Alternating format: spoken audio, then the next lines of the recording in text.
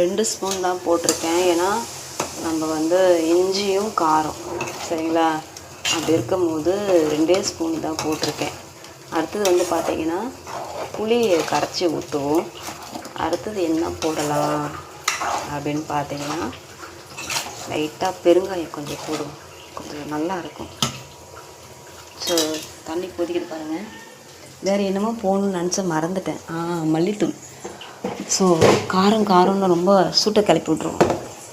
அதுக்கப்புறம் வாயில் சட்டை சூத்தலை வரும். அதனால் சரி, இப்போ வந்து பார்த்திங்கன்னா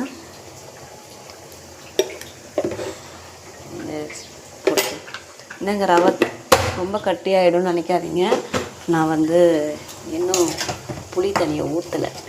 அதனால் இது காரத்துக்காக கொஞ்சம் கலங்கிருக்கும். காரம் கொஞ்சம் கம்மியாக தெரியும் நம்மளுக்கு மல்லித்தூள் போட்டால். அதனால் வந்து நான் மல்லித்தூள் போட்டிருக்கேன். இப்போ வந்து பார்த்திங்கன்னா நம்ம புளி தண்ணியை கரைச்சி ஊற்றிக்கலாம். வெயிட் பண்ணுங்கள். புளி தண்ணியை ஊற்றியாச்சு. இப்போ வந்து கரைச்சி விட்டுக்கலாம். பார்த்திங்களா, புளி தண்ணி மிஸ் பண்ணாவே கலர் டிஃப்ரெண்ட் ஆகுது பாருங்கள். ஸோ இது வந்து அப்படியே கொதிக்கிட்டோம். அவ்வளோதாங்க, போடுறதெல்லாம் போட்டாச்சு. இனிமேல் வந்து அடுத்தது என்ன சைடிஷ் பண்ண போகிறீங்கன்னு கேட்டிங்கன்னா பார்த்தீங்கன்னா ஓகே, இது ரெடி ஆகிடுச்சு. ஸோ இதை அப்படியே மூடி வச்சுருவோம். நம்ம மூடி வைக்கிறதுக்கு இதுக்கு என்ன மூடின்னு கேட்டிங்கன்னா இந்த மூடி தாங்க, இந்த மூடி தான் மூட போகிறேன்.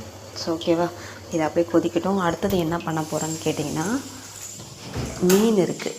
நேற்று எடுத்த மீன்,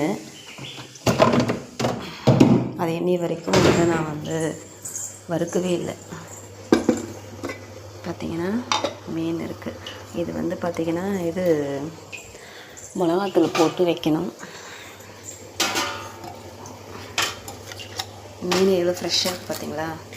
ஸ்மெல்லு வரும்னு சொல்லுவாங்கள்ல, அந்த மாதிரி ஸ்மெல்லே வரல. ஏன்னா ஐஸ் கட்டி, இதை பாருங்க, ஐஸ் கட்டி.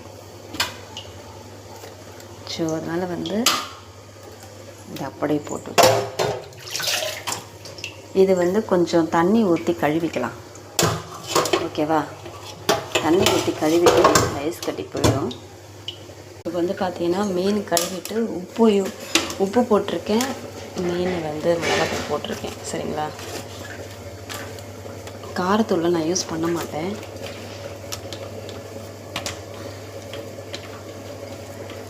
மீன் நல்லா ஃப்ரெஷ்ஷாக இருக்குது.